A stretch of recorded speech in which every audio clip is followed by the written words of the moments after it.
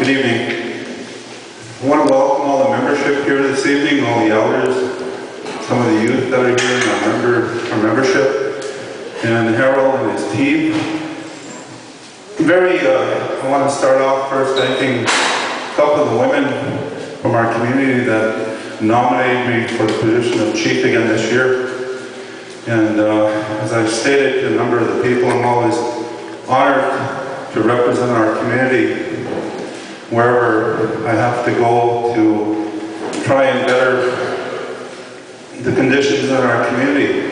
And it's really, I think our community is one of the leading communities in Manitoba. We have a lot to be proud of, and a lot of it goes back to our membership. Some of the candidates tonight touched on working together, helping each other, being able to bring things together, suggestions, That's what it's all about, being a part of leadership. You take a look at all the things that have gone on in the community. A lot of our members have touched different projects in this community, and very grateful for that. That's what it's about, having our membership support things in the community. If we didn't have support from our membership, then a lot of things wouldn't get done here. And I'm very honored, to represent our community at different tables. Our community is very respected by other First Nation communities. We have First Nation communities traveling to our community to take a look at the work that's going on. Tomorrow, this has been happening for a few years now. We've had First Nation communities from different parts of the province travel here. Tomorrow again, we have Lake Manitoba Chief and Council coming to the community to talk about the infrastructure development for our community because they want the same. And we're open to sharing with other First Nations, and that's, we can help each other. And I got to tell you that the last couple of years has been really,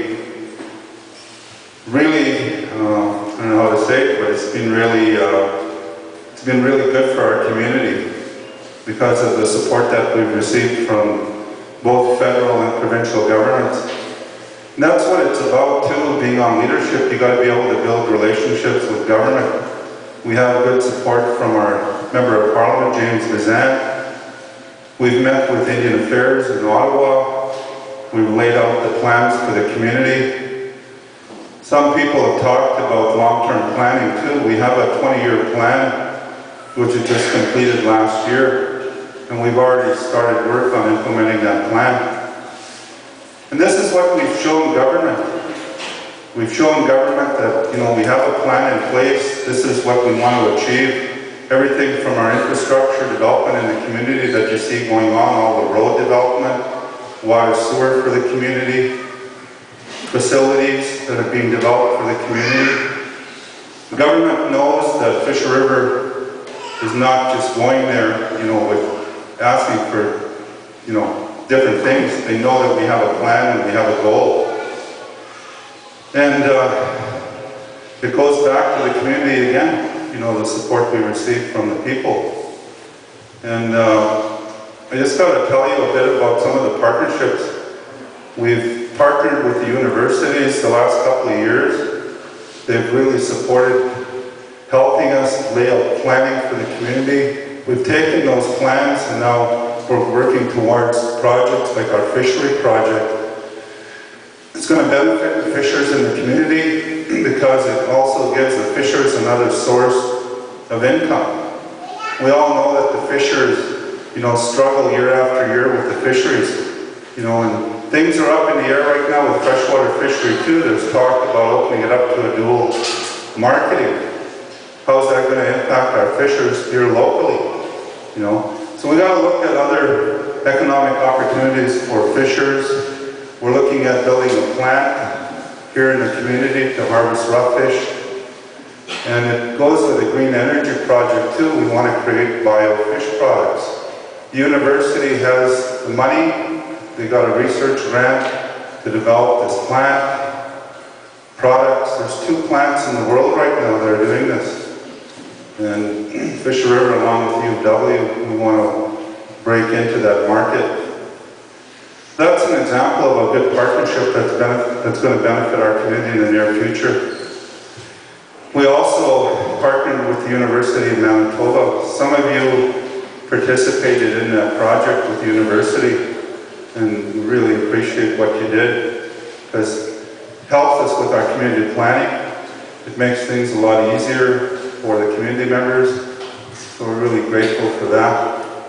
I want to also let you know that Fisher River has really, I guess in terms of the political issues that we deal with, not only here in the community, but also at the AMC level, provincially and federally, I believe that our community is well respected, the leadership. We've had a lot of fights because we're an independent band. We have been independent since 1989. We don't have any tribal council affiliation. So when we go, we're protecting the interests of our community. And I believe today that we have the respect of other First Nations. And I want to just say that, you know, it's been, I think, a very good 2 years for the community with all the work that's going on. A lot of people have been employed on the infrastructure projects. And we're working, part of our planning, to complete all the roads in the community. The South Road is going to have a form of pavement on it, and same with the West Road. That saves the band money in the area of O&M for the community. It also makes our roads safer, and also for health, also for a lot of dust in the community. So that's all part of the planning that we've undertaken the last couple of years to try and bring our infrastructure up. Then we also focused on economic development the last number of years also. We have first of its kind partnership with the province of Manitoba on the cottaging.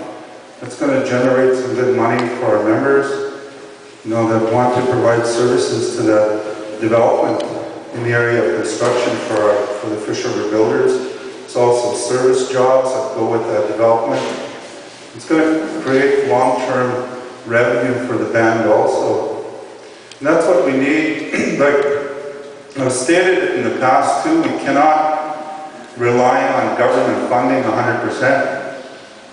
And don't be fooled if someone says that the government's going to come and give us money for housing or infrastructure. You got to go out, you got to go after it, but you also have to generate your own revenue.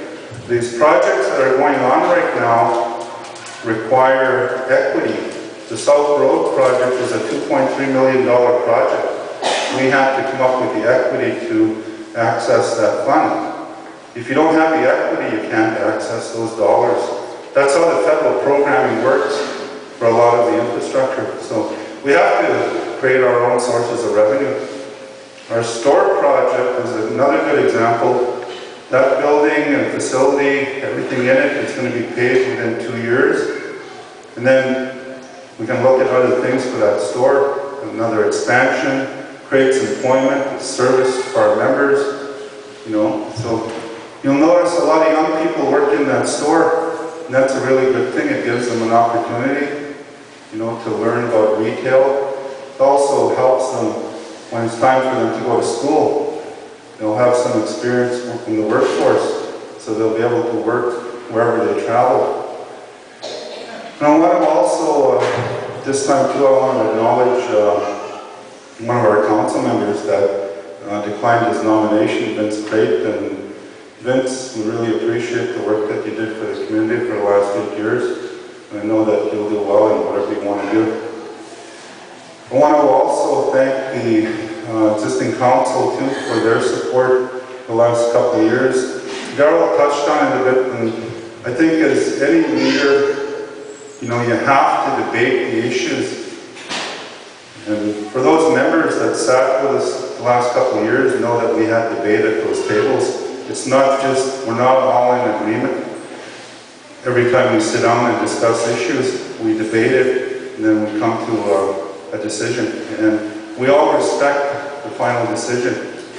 And that's working together, that's being able to work through the issues. Our community is growing. We're growing every year. We've got our population is growing. And part of our long-term planning, particularly for the elders in the community, those plans help us prepare for down the road where we're going to have more 55 plus units. We're even looking at the expansion of our existing care home. Even though it was renovated just recently, we still have to plan because we're going to have a large number of seniors in a short time frame. So I just want to ask the members, before I close, just to consider everything that's going on in the community. In the election, I've told members before, shouldn't be personal. And I know there are some members in the community, you know, that want to make it personal, maybe with myself or existing council members. It shouldn't be about that. It should be about who can do the best job for the community, you know, bring employment to the community, training, you know, more jobs, more services in all areas, health, education. You know, that's what I ask the membership to consider. And I want to thank you in closing. You know, I want to thank all the membership for their support and ask you for your support again on August 23rd. Thank you.